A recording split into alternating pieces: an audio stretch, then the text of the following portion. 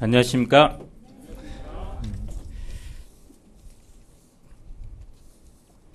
골로새서 오늘 2장까지 예수님은 누구신가에 대해서 배우고 또 3, 4장은 그러면 어떻게 살 것인가 실천편을 배우도록 하겠습니다. 골로새서 2장 7절을 같이 한번 읽어보겠습니다. 시작.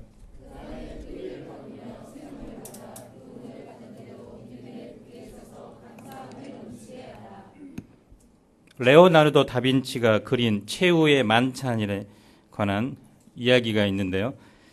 그는 43세 때 한 백작으로부터 예수 그리스도의 마지막 만찬 장면을 그림으로 그려주라는 부탁을 받았습니다.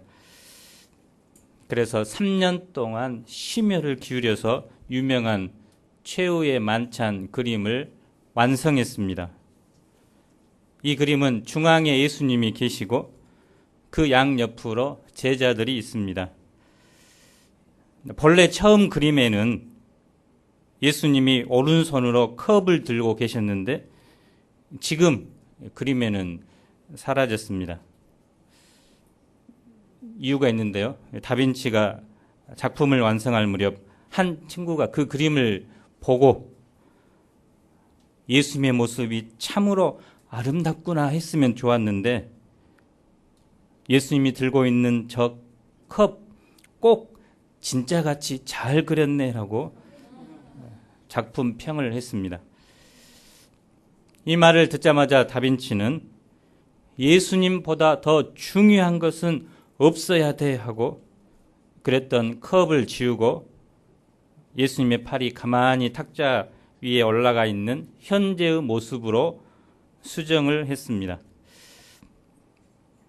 이처럼 우리의 삶 속에 예수님보다 더 소중한 것은 없습니다. 우리의 신앙의 타락이 또 우리의 신앙의 타락은 곧 우리의 신앙의 초점이 이 예수님에게서 멀어지기 때문에 옵니다. 우리는 주위의 상황이 아무리 힘들더라도 예수님 한 분만을 가장 소중하게 여기며 이 예수님께 견고한 뿌리를 내리고자 힘써야 합니다. 예수님께 견고한 신앙의 뿌리를 내릴 때 어떤 상황에서도 흔들리지 않고 승리하는 인생을 살 수 있습니다. 이 시간 우리가 모든 지혜와 지식의 보화가 담겨져 있는 예수님에 대해서 생각해 보고 이 예수님께 견고한 삶의 뿌리를 내릴 수 있기를 기도합니다. 제1부 그 안에서 행하라 1절부터 7절입니다. 1절을 보십시오. 사도 바울은 현재 로마의 감옥 안에 있습니다. 그는 에바브라로부터 골로새 교회에 대한 이야기를 듣고 그들을 돕고자 심혈을 기울여서 편지를 써서 보냈습니다. 또 그들의 문제를 듣고 난 이후부터 그들을 위해 끊임없이 기도를 했습니다. 사도 바울은 얼마나 온 힘을 다해서 투쟁을 하고 있는가를 그들이 알기를 원했습니다. 사실 골로새 교회는 사도 바울이 개척한 교회가 아닙니다. 그래서 이들에 대해 무관심하기 쉽습니다. 그러나 사도 바울이 그들을 위해 온 힘을 기울여서 기도할 수 있었던 것은 이 역사가 자기의 역사가 아니라 바로 하나님의 역사라는 분명한 인식이 있었기 때문입니다. 또한 양들에 대한 상한 목자의 마음이 있었기 때문입니다. 우리도 자기 교회 또 내 교회 저 자기 양이 아니면 무관심하기 쉽습니다. 요즘 세태가 그러죠. 다른 사람의 삶에 간섭하기 싫어하는 또 간섭을 받는 것을 싫어합니다. 그래서 교회 내에서도 무관심하게 살기 쉽습니다. 그러면 내면이 오그라들고 자기중심적이 됩니다. 우리는 이런 이기주의를 극복하고 사도 바울과 같은 얼굴은 한 번도 보지 않았을지라도 그들을 위해 기도해 줄 수 있는 넓은 마음을 덧입어야 합니다.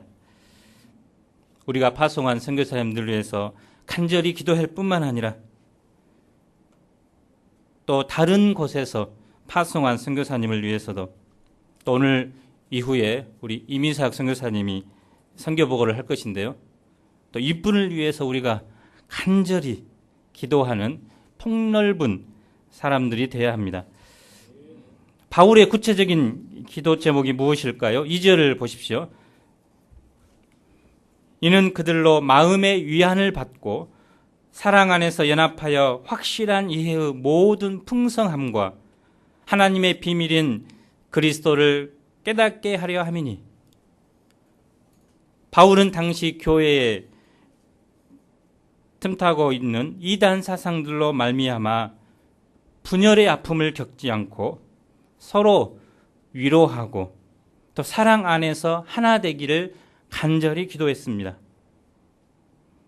그래서 요즘 한국 교회에 그 신천지로 인해서 한 가지 현상이 일어났는데요.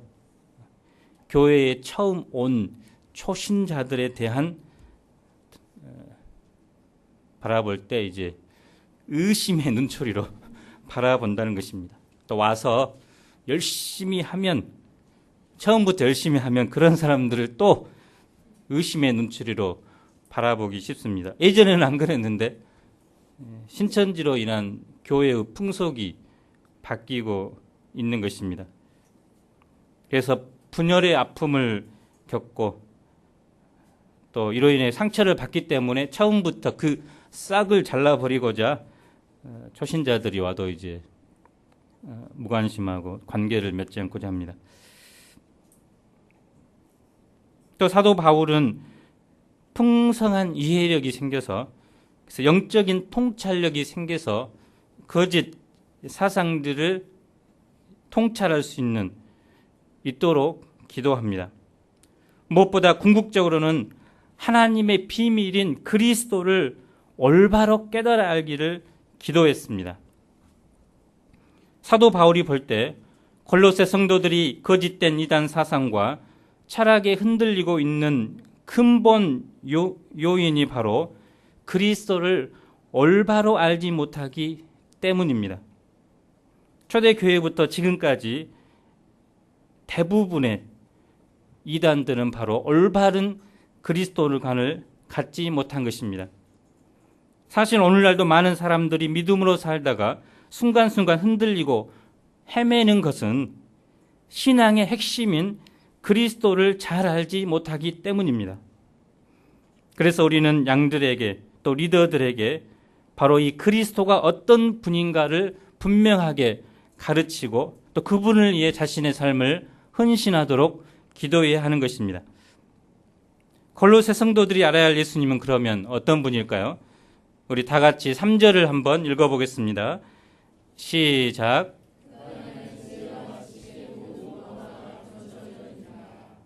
이 말씀은 예수님께서 바로 지혜의 근원이시요 지식의 정수, 본질이라는 뜻입니다. 세상 철학이나 위대한 성현들의 지혜와 지식은 예수님 안에 있는 지혜와 지식의 그림자에 불과합니다. 바울은 이 사실을 체험적으로 알았기 때문에 그는 예수님을 만나고 난 이후 그가 지금까지 유익하게 생각했던 모든 철학과 사상들을 배설물로 여겼습니다. 그리고 그는 그리스도를 얻고자 또 그 안에서 발견되고자 그의 온 생애를 헌신한 것입니다. 예수님 안에 있는 지혜와 지식은 어떤 것입니까? 참된 지혜와 지식은 어느 시대 또 누구에게 구원과 완전한 인격을 줄 수 있어야 합니다. 창조주 하나님과의 바른 관계를 회복시킬 수 있어야 합니다. 구원이 없고 본성을 변화시킬 수 없는 지혜와 지식은 죽은 것이요 오히려 사람을 교만하게 합니다. 세상의 어떤 지혜와 지식도 인간의 죄 문제를 지적할 수는 있어도 해결할 수는 없습니다. 죄 지은 인간을 정죄할 수는 있어도 구원할 수는 없습니다. 공자의 지혜와 지식은 지금까지도 많은 영향력을 끼치고 있지만 사람들 사이에 인간관계에 대해서만 지식을 줄 뿐입니다. 죽은 후의 세계와 또 살아계신 하나님과의 관계를 회복하고 구원을 얻는 데 대한 지식을 주지 못합니다. 하지만 예수님께서는 태초에 천지를 창조하신 창조주이시오 장차 나타나실 새 하늘과 새 땅의 심판주로서 영원 전부터 영원까지 살아계신 하나님이십니다. 예수님은 알파와 오메가시오 우주의 이치를 꿰뚫어 보시는 분이십니다. 이 예수님 안에 인간의 죄 문제를 근본적으로 해결하고 완전한 구원을 주는 지혜와 지식이 담겨져 있습니다. 하나님 아버지께로 인도하는 유일한 길이요 진리요 생명이 되십니다. 이 예수님을 배워갈 때 구원과 영생과 함께 세상을 살아갈 수 있는 지식과 지혜도 얻게 됩니다. 바울이 골로새 성도들에게 예수님을 소개하는 목적은 아무도 교묘한 말로 속이지 못하게 함입니다.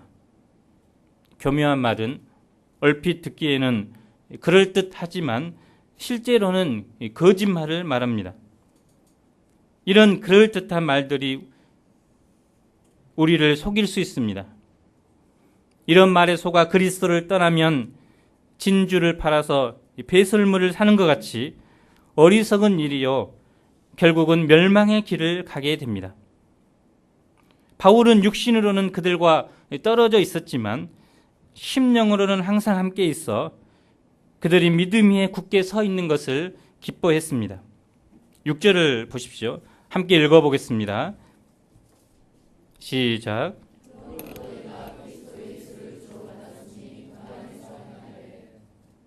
그러므로라는 말은 예수님 안에 지혜와 지식의 모든 보화가 담겨져 있으므로 라는 말입니다. 이 예수님을 주님으로 받았으니 얼마나 놀랍고 감사한 일인가 하는 것입니다. 예수님을 우리의 주님으로 받게 된 것은 우리가 남다른 지혜와 지식이 있어서 된 것이 아닙니다. 이는 성령의 역사로 말미암은 것으로서 하나님의 온전한 선물입니다. 예수 그리스도를 주로 받은 자는 모든 것을 가진 자입니다. 이제 이 예수님을 주님으로 고백하고 영접한 자는 이제 어떤 삶을 살아야 할까요? 이에 사도 바울은 그 안에서 행하라라는 분명한 방향을 줍니다. 그 안에서 행하라는 말은 골로새서에서 총 15번이나 나오고 있습니다. 킹 제임스 버전에는 work in him이라는 말로 표현을 했고요. NIV에서는 continue to live in him이라고 했습니다. 주님 안에서 걸어라. 또 주님과 함께 계속해서 살아가라는 의미입니다. 이는 우리가 이제 예수님을 주로 고백한, 예수님을 나의 주인으로 또 왕으로 고백한 이후에는 예수님 외에 다른 것에 기웃기웃 거리지 말고 오직 예수님께 집중해서 예수님과 함께 살라는 뜻입니다. 우리가 사람을 한두 번 만났다고 해서 그 사람을 다 알 수 없습니다. 또 예수님을 뜨겁게 만난 사람들 중에서도 도중에 신앙에서 이탈하거나 또 다른 길을 가는 사람들을 종종 볼 수 있습니다. 그런 사람들은 한 번 만난 것으로 만족하고 그 이후에 삶이 바로 예수님 안에서 사는 삶을 살지 않았기 때문입니다. 함께 공동 생활을 하다 보면 그 사람의 성격을 알고 장점과 약점 또 사상 등 모든 것을 알 수 있습니다. 마찬가지로 예수님을 영접한 다음에는 예수님과 함께 공동 생활을 하고 예수님을 배우는 삶을 살아야 합니다. 피상적으로 한번 들은 것으로 만족해서는 안 되고 계속해서 예수님의 삶과 인격과 교훈을 배우는 삶을 살아야 합니다. 신앙이 성장하는 사람들의 특징은 끊임없이 주님과 함께하는 삶을 하는 사람들이고 또 예수님을 끊임없이 배우는 사람들입니다. 사도 바울이 예수님의 십자가 고난, 부활까지 끊임없이 배우고자 했기 때문에 그 삶이 생명력이 있었고 파워가 있었습니다. 그러면 주님 안에 사는 삶이란 구체적으로 어떻게 사는 것일까요? 7절을 다 같이 읽어보겠습니다. 시작.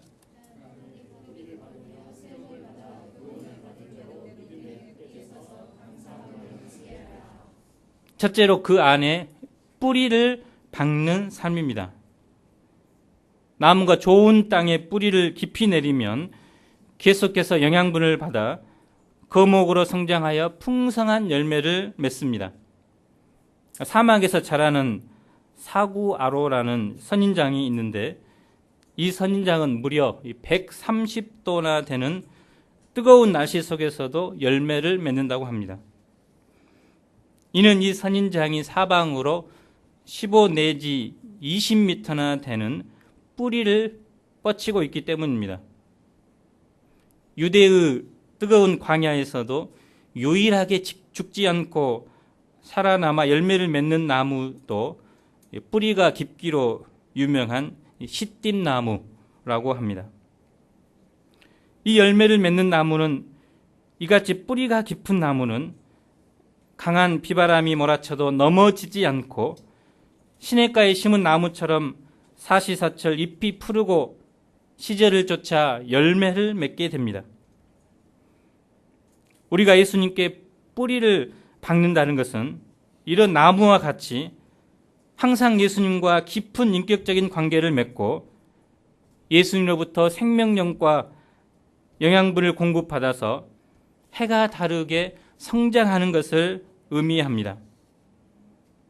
구체적으로 우리 삶에서 매일 깊이 있는 말씀을 묵상하고 또 기도 생활을 하고 또 매주 한 편의 깊이 있는 메시지 소감을 통해서 주님과 교제하며 실제적인 삶 가운데 말씀대로 살고자 예수님을 배우는 것입니다. 이렇게 예수님께 뿌리를 견고하게 내린 사람은 이 세상이 아무리 죄악되더라도 굳건하게 믿음의 중심을 지킬 수 있습니다. 또한 세상의 핍박이나 유혹에도 넘어지지 않고 그리스도의 영적인 군사로 살 수 있습니다. 장차 영적인 거목으로 성장하여 풍성한 열매를 맺게 됩니다. 그런데 어리석은 사람은 지혜와 지식의 보화 대신 예수님을 이미 얻었어도 이 예수님께 뿌리를 내리지 못합니다. 그래서 신앙생활을 하면서도 이곳 저곳을 다니며 뿌리 없는 삶을 살아갑니다. 뿌리 없는 자는 결국은 마르게 되고 또 아무런 열매도 얻지 못합니다. 어떤 사람은 예수님을 믿지만 여전히 돈에 뿌리를 내리거나 또 명예에, 쾌락에, 또 세상의 잔재미에 뿌리를 두고 있습니다. 예수님께 뿌리를 내리지 못하고 다른 것에 뿌리를 내리면 신앙생활을 하더라도 기쁨이 없고 또 성장이 없습니다. 우리는 예수님을 주로 영접한 그 순간부터 순수하게 예수님께만 뿌리를 내리고자 투쟁해야 할 것입니다. 또한 그 안에 뿌리를 내린다는 것은 일회적인 사건이 아니라 계속적인 의미가 있습니다. 철학자 루소는 이렇게 말했습니다. 사람의 10대는 과자에 움직이고 20대는 연인에 움직이고 30대는 쾌락에 움직이고 40대는 야심에 움직이고 50대는 탐욕에 움직이고 50대가 넘으면 명예에 움직인다. 우리 중에 이런 사람 없죠? 우리의 신앙인은 나이가 먹는다고 해서 변화돼서는 안 됩니다. 우리는 예수님의 말씀에만 움직여야 합니다. 평생 예수님께 우리의 뿌리를 내리고 그분에 의해 움직이는 사람이 되어야 합니다. 사도 바울은 빌립보서 3장 12절에서 이렇게 말했습니다. 함께 읽어보겠습니다. 시작.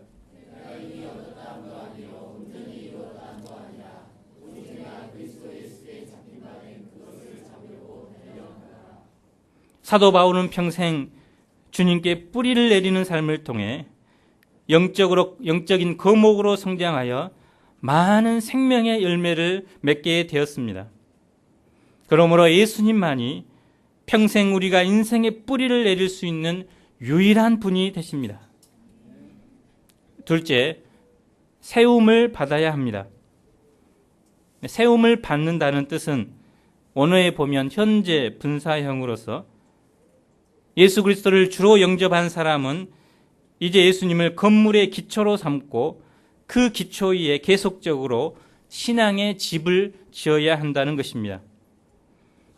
집을 짓는 데 있어서 기초 다음으로 중요한 것은 어떤 재료로 집을 짓느냐는 것입니다. 고린도전서 3장 10절로 13절을 보면 금이나 은이나 보석으로 집을 지을 수 있고 또는 나무나 풀이나 집으로 집을 지을 수 있습니다. 사람들은 금과 은, 보석으로 짓기보다는 나무나 집이나 풀로 짓고자 합니다. 이는 이것들이 구하기도 쉽고 또 쉽게 지을 수 있기 때문입니다. 반면에 금이나 은이나 보석은 구하기도 힘들 뿐만 아니라 또 많은 노력과 오랜 시간이 걸립니다. 하지만 문제는 불심판이 임할 때 나무나 풀이나 집으로 지은 집은 다 타 없어지지만 금이나 은이나 보석으로 지은 집은 타지 않게 됩니다. 아기 돼지 삼형제의 유명한 동화에서도 집이나 나무로 지은 집은 늑대가 왔을 때 한번 휙 바람을 불면 쓰러져 버리지만 단단한 벽돌로 지은 막내 돼지의 집은 무너지지 않은 교훈을 통해서 성경적인 교훈이죠. 실제로 바울이 당시 고린도시에 살던 당시 고린도시에 큰 화재가 있었는데 이때 나무나 집으로 지었던 집은 모두 불타 없어져 버렸지만 보석으로 지은 집만 남았다고 합니다. 이같이 불에 타지 않는 금과 은, 보석은 이미 불순물을 제거하기 위해 용광로에 몇 번씩 재련한 것입니다. 이처럼 금과 은과 보석으로 집을 짓는 것은 자신이 온전히 녹아지고 죽어지고 깨진 믿음의 사람을 의미합니다. 베드로전서 1장 7절을 보면 너희 믿음의 확실함은 불로 연단하여도 없어질 금보다 더 귀하여 예수 그리스도께서 나타나실 때 칭찬과 영광과 존귀를 얻게 할 것이니라 라고 했습니다.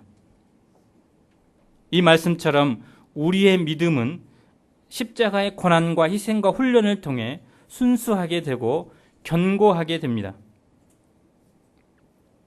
우리가 고난을 사랑하고 또 훈련을 받아 순수하고 복음적인 종이 되어 어떠한 불시련과 강풍에도 무너지지 않는 견고한 믿음의 집을 지을 수 있기를 기도합니다. 셋째로, 교훈을 받은 대로 믿음에 굳게 서서 감사함을 넘치게 해야 합니다. 골로새 성도들은 에바브라를 통해서 들은 그 복음의 말씀을 듣는 것으로 그치지 아니하고 순종하는 삶을 살아야 합니다. 무엇보다 그들의 삶에 감사가 충만해야 됩니다. 감사는 주님께로부터 받은 은혜에 대한 우리의 구체적인 표현입니다. 이러한 감사하는 신앙은 예수님께 견고한 뿌리를 내리고 굳게 설 때 나타나는 신앙의 열매입니다. 유명한 설교자 스펄전은 이런 말을 했습니다. 촛불을 보고 감사하십시오. 그러면 주님은 우리에게 전등불을 주실 것입니다. 전등불을 보고 감사하십시오. 그러면 주님은 달빛을 주십니다. 달빛을 보고 감사하십시오. 그러면 주님은 햇빛을 주십니다. 햇빛을 보고 감사하십시오. 그러면 주님은 천국을 주십니다. 우리에게 신앙의 견고한 뿌리가 내리고 또 믿음에 굳게 서는 사람의 특징은 감사하는 신앙입니다. 우리가 매일 매순간 주님께서 주신 이 은혜를 기억하고 심령에서부터 감사의 열매가 흘러넘치기를 기도합니다. 제2부 이단의 공허함과 그리스도의 충만 8절로 23절입니다.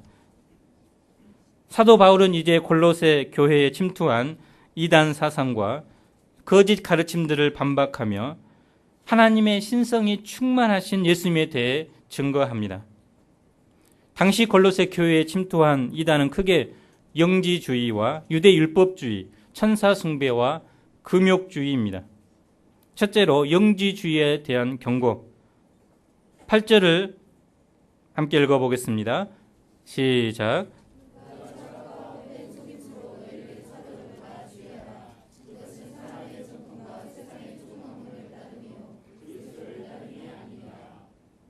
사도 바울은 철학과 헛된 속임수를 주의하라고 경계합니다.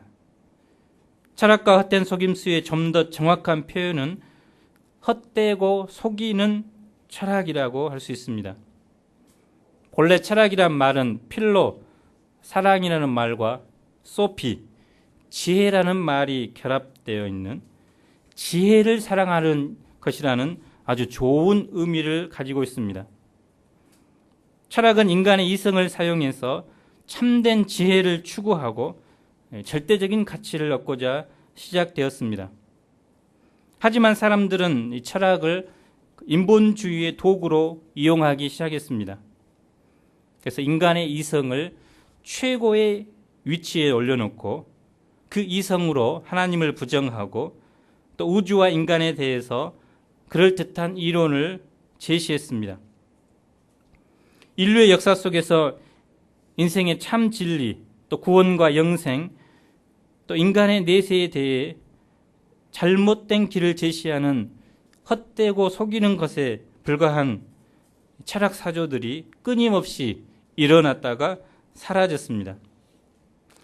이런 철학들은 사람의 전통과 세상의 초등 학문에 기초를 두고 있습니다. 골로새 성도들에게 크게 영향을 미쳤던 율법주의, 또 영지주의는 다 나름대로 내려오는 전통을 가지고 있었습니다. 그런데 문제는 그것들이 결코 하나님께로부터 온 것이 아니기 때문에 진리일 수 없었습니다. 세상의 초등학문은 성경의 가르침과 달랐습니다.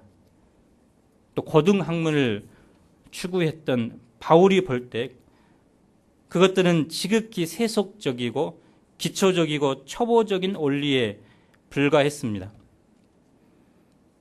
또 하나님과 예수님을 왜곡되게 가르쳤습니다. 그럼에도 불구하고 사람들은 진리이신 그리스도를 떠나서 세상 철학의 가르침을 따릅니다. 이는 세상의 초등학문이 Basic Principle of the World, 사람들에게는 세상의 기본 원리 또 상식처럼 받아들였기 때문입니다. 당시에는 이원론이 상식과 같이 모든 사람들에게 쉽게 받아들여졌습니다. 그래서 영혼은 선하고 육체는 악하다는 이론입니다. 그래서 예수님께서 어떻게 더러운 육체를 입고 올 수 있느냐 하며 예수님의 성육신을 부정했습니다. 그래서 영지주의자들이 주장하는 것은 예수님께서 실제의 몸을 입고 오신 것이 아니라 가현설, 구약에 보면 그 천사들이 가끔씩 사람의 모습으로 나타나는 경향이 있는데 그 몸이 실제 육이 아니라 환상처럼 보인 거짓 영이라고 합니다. 그래서 우리가 입고 있는 육신으로 보지 않았습니다. 그래서 우리가 알고 있는 그리스도관과는 전혀 다르죠. 또한 육은 아무리 더러워져도 영혼에 아무런 손상을 미칠 수 없기 때문에 쾌락주의를 정당화시켰습니다. 이들의 주장은 십자가의 은혜를 붙들고 장차 우리가 육으로 영혼으로 부활할 그 부활의 소망을 상실하게 만들었습니다. 또 신자들의 믿음을 빼앗고 거룩하게 살고자 하는 소원을 노략질했습니다. 신천지의 이만희도 잘못된 그리스도관을 가지고 있습니다. 시대별 구원자론을 이야기합니다. 그래서 신약 시대에는 예수님을 통해 구원을 받고 이제 마지막 때에는 성령을 입은 약속의 목자 이만희의 교훈을 들어야만이 구원을 받을 수 있다고 이야기를 합니다. 그래서 많은 사람들이 특별히 광주에는 1만 명, 신천지 교회 1만 명 정도 다니는데요. 100명 중에 한 사람은 신천지라고 보면 됩니다. 그래서 서울에 1200만 명 있는데 거의 몇천 명도 안 되는데 광주에는 140만 명 중에 1만 명 이상이 지금 신천지라고 합니다. 그래서 광주 사람들이 어떤 일이든 열정을 데모도 잘했지만 또 이단도 열심히 믿는 것 같아요. 그래서 이 거짓된 교리로 인해서 그 믿음의 사람들, 대부분 수평이동 한 사람들이죠. 교회에 다녔던 사람들이 이단에 빠진 경우입니다. 그래서 성도들의 그 믿음을 빼앗고 영혼을 노략질하고 있습니다. 이런 철학과 헛된 속임수는 시대마다 각기 다른 옷을 입고 나타나 믿음의 사람들을 유혹합니다. 요즘 시대는 실용주의나 혼합주의, 상대주의 등 기독교 인본주의의 옷을 입고 나타나서 신자들의 믿음을 흔들어 놓습니다. 1960년대 이후에는 포스트 모던에서 상대주의입니다. 그래서 절대 진리를 부정합니다. 자기가 믿고 있는 진리만이 절대적이라고 생각합니다. 그래서 기독교가 믿고 있는 이 진리를 당신도 믿고 또 우리가 믿는 것도 이해해 주라는 것입니다. 미국의 복음주의 목사인 존 메가더는 그의 책 복음을 부끄러워하는 교회에서 오늘날 실용주의가 교회를 어떻게 몰락시키고 있는가를 예리하게 말해주고 있습니다. 많은 기독교 전문가라는 사람들이 말한다. 비그리스도인들에게 즐겁고 기분이 상하게 하지 말라. 그들에게 자유와 간용을 주며 언제나 친절하라. 설교를 해야 한다면 줄곧 짧고 재미있게 하라. 그래서 설교를 하더라도 5분 안에 재미있는 내용 한 가지씩은 꼭 넣으라고 합니다. 또 훈계적이거나 권위적이지 말라. 늘 모든 사람을 유쾌하게 하라. 그래서 요즘 어떤 교회는 주일이 아니라 토요일 오후에 예배를 드리기도 한다. 토요일에 예배를 드리기를 주장하는 사람들의 논리를 보면 주일 예배를 드리면 일요일이 다 날아가 버린 셈이죠라고 한다. 그래서 이렇게 주님 앞에 나와서 예배 드리는 것 자체도 하루를 날려버리는 것으로 생각하는 것이 바로 인본주의의 뿌리를 둔 실용주의입니다. 우리 가운데도 이런 인본주의 세력들이 틈타 주와 복음을 위해서 시간과 물질을 희생하는 삶을 어리석게 생각하고 자기 소견대로 사는 것을 당연시하고 정당화하기 쉽습니다. 사사기 시대가 바로 포스트 모던의 전형적인 시대죠. 그래서 우리가 말씀에 따라 순결하고 구별된 인생을 살고자 애를 쓰는 사람을 고리타분하고 꽉 막힌 인생을 산다고 조롱합니다. 우리는 이렇게 우리 시대에 틈타는 기독교 인본주의의 헛된 철학들에 믿음을 노략질 당하지 않도록 주의해야 합니다. 문제의식 없이 시대의 사상에 편승할 것이 아니라 성경으로 시대를 분별해야 합니다. 또 하나님께서 우리에게 주신 아름다운 신앙의 전통들을 잘 지키고 계승시켜 나가야 합니다. 미국의 우리 소넬리아 선교사님은 치과 의사로서 많은 돈을 벌 수도 있지만 3일만 근무를 하고 이틀은 캠퍼스에 나가서 복음을 전한다고 금요일날 담임 목자님이 보고하셨죠. 그래서 돈의 노예가 되지 않고 미국에 온 선교사로 온 그 목적을 끊임없이 상기시키고 그런 삶을 살고자 세상과 타협하지 않고 또 믿음의 삶을 사는 것을 볼 때 은혜가 됩니다. 우리도 복음신앙, 또 하나님이 세우신 영적인 질서에 순종하는 삶, 또 캠퍼스 제자 양성에 대한 헌신, 또 학사 목자님들이 9시, 10시 퇴근하는 분도 있는데 그런 한계를 뛰어넘는 믿음의 삶, 또 자비랑 세계 순교 역사 등 하나님께서 우리에게 물려주신 아름다운 영적 전통들이 있습니다. 이런 것들은 성경에 기초한 복음신앙의 산물로서 이 시대의 정신이나 세상의 원리와는 맞지 않는 것들입니다. 그러나 우리가 세상 사람들이 우리를 어리석게 생각할지라도 이런 아름다운 전통을 지키고 복음신앙으로 살 수 있기를 기도합니다. 9절을 보십시오. 그 안에는 신성의 모든 충만이 육체로 거하시고, 예수님의 성육신을 부정했던 영지주의자들의 주장과는 달리 예수님은 육체로 오셨고 그 육체 안에 신성의 모든 충만이 거하십니다. 그리고 예수님 안에 있는 자는 동일하게 충만한 인생을 살 수 있습니다. 죄악된 본성대로 살던 우리가 주님을 통해서 우리는 신의 성품에 참여할 수 있습니다. 그러므로 우리는 세상 사람의 전통이나 또 초등학문에 귀를 기울일 것이 아니라 고등학문을 한 자로서 적극적으로 주님께 나아가야 되겠습니다.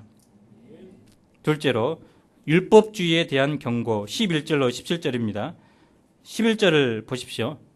함께 읽어보겠습니다. 시작.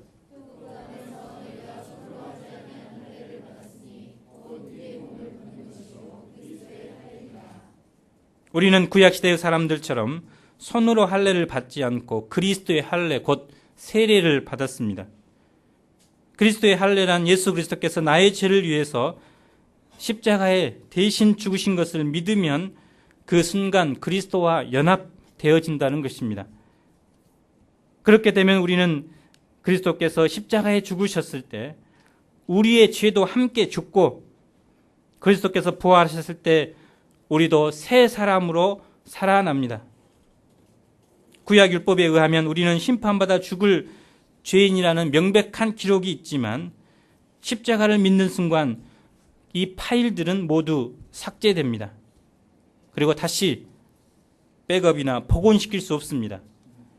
왜냐하면 예수님께서 십자가에서 모든 죄목을 다 없애셨고 그 죄를 물고 늘어졌던 마귀를 멸하셨기 때문입니다.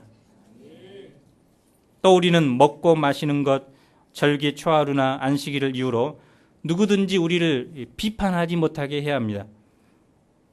율법에 의하면 굽이 갈라진 돼지고기를 먹을 수 없고 또 6월절이면 어린 양을 잡아서 제사를 드려야 합니다. 또 우리는 매주의 첫날이 아닌 마지막 날, 즉 토요일을 안식일로 지켜야 합니다. 안식일 교도들은 이 율법을 근거로 해서 신자들이 어떻게 삼겹살이나 순대, 족발을 먹을 수 있는가 주장하고 또 신자들이 토요일날 안식일을 지키지 않기 때문에 구원을 받을 수 없다고까지 판단하기도 합니다.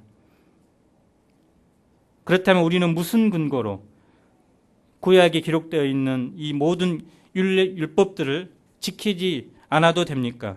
17절을 함께 읽어보겠습니다. 시작.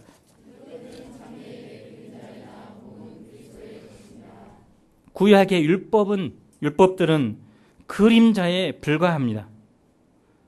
몸, 즉 실체는 그리스도입니다. 실체 대신 예수님께서 오셨기 때문에 더 이상 우리는 율법에 매어 사는 사람들이 아닙니다. 우리가 지금도 여전히 율법에 매어 산다면 그리스도의 오심을 모욕하는 행위입니다. 우리는 이제 구약의 그림자를 붙잡지 않고 실체이신 그리스도를 붙잡아야 합니다. 셋째로 천사 숭배와 금욕주의에 대한 경고 18절을 한번 읽어보겠습니다. 시작.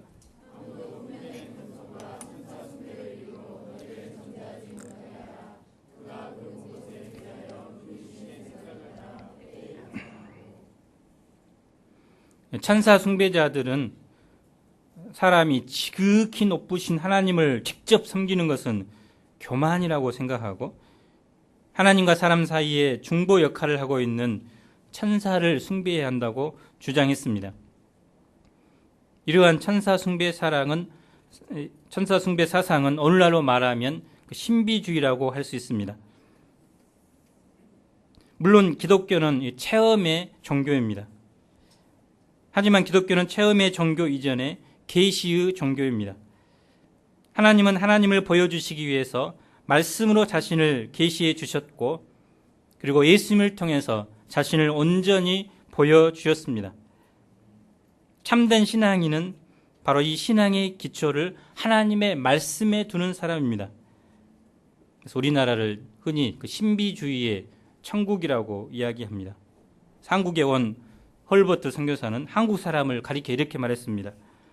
한국인들의 관념은 불교적이고 삶은 유교적이고 위기를 당할 땐 미신적이다라고 지적했습니다.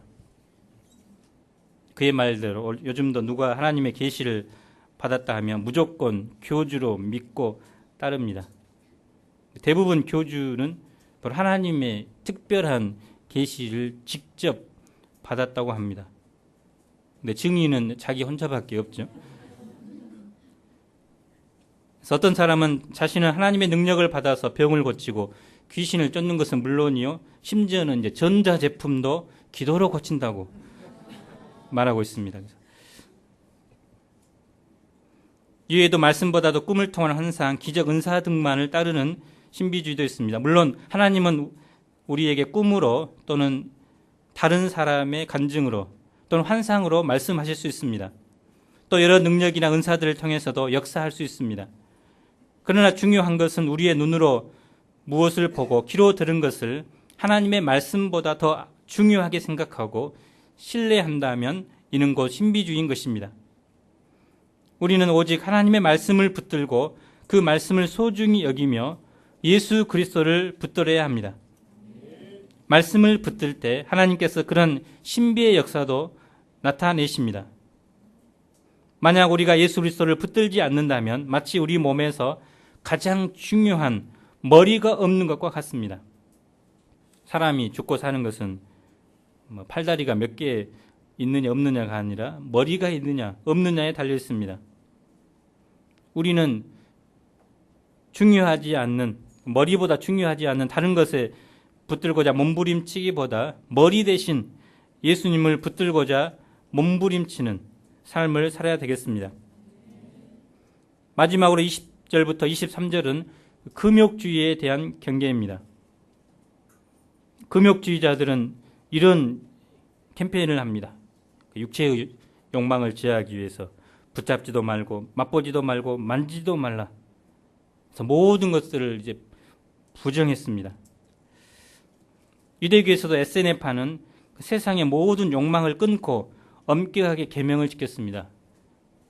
그래서 세속에서는 그럴 수 없기 때문에 이제 사막으로 갔습니다. 그러나 우리는 세상의 초보적인 원리에서 그리스도와 함께 죽었기 때문에 세상에 속한 사람들처럼 이런 것들에 매일 필요가 없습니다. 신앙생활은 금욕적인 생활이 아닙니다. 성경은 이론론으로서 하나님이 지으신 모든 것이 선하기 때문에 감사함으로 받으라고 합니다. 몸을 나쁘게 보지 않습니다. 하나님이 주신 것이므로 귀하게 여기고 하나님의 영광을 위해서 잘 사용해야 합니다. 우리 몸은 성령이 거하시는 성전이기 때문에 순결해야 하고 또 몸을 잘 관리하여 의의 병기로 주님께 드려야 합니다. 하지만 금욕주의는 사람이 만들어낸 자의적 사상입니다.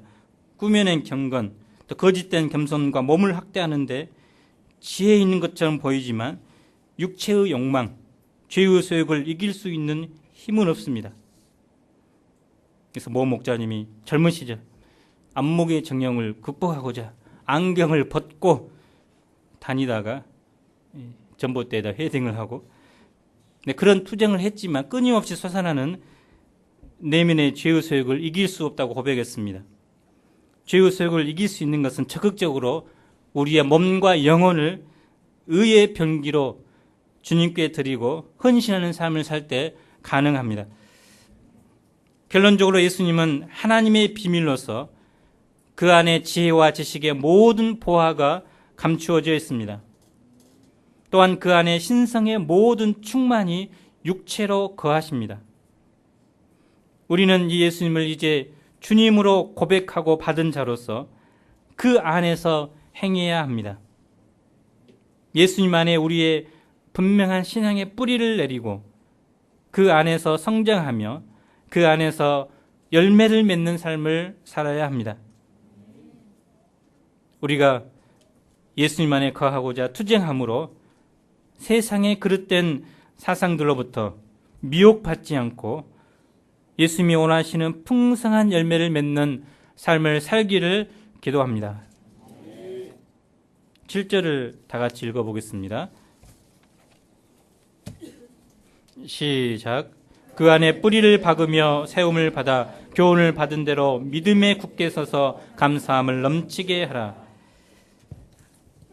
하나님 아버지, 우리가 예수님을 주로 고백한 사람들로, 주님으로 받은 자들로 이제 주님 안에 거하는 삶, 주님 안에서 행하는 삶을 살 수 있도록 도와주시옵소서. 세상의 헛된 철학과 속임수, 또 다른 것들의 삶의 뿌리를 내리기보다 우리 주님께 신앙의 뿌리를 내리게 하시고 주님 안에서 끊임없이 자라가며 또 우리의 삶을 통해서 주님이 원하시는 풍성한 열매, 특별히 감사의 열매를 맺을 수 있도록 도와주시기를 기도합니다. 각종 이단과 거짓된 철학들이 판을 치는 이 시대에 우리가 무엇보다 예수 그리스도를 모든 지혜와 지식의 보화 되신 이 주님을 얻고자 끊임없이 투쟁할 수 있도록 축복하여 주시옵소서. 예수님 이름으로 기도합니다.